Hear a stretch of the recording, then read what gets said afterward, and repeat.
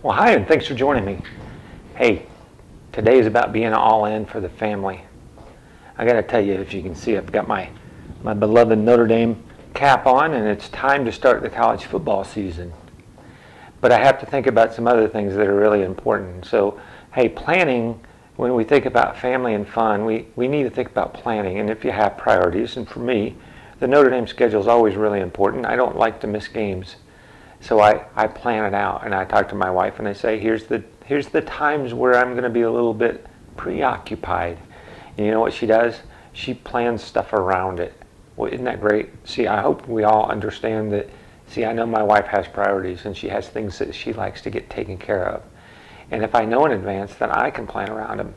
And guess what? It just makes everything so much easier. So always respect your spouse. Find out what's important. Work around with them, because you know what? Besides what you have on your mind, she's got things on her plate too.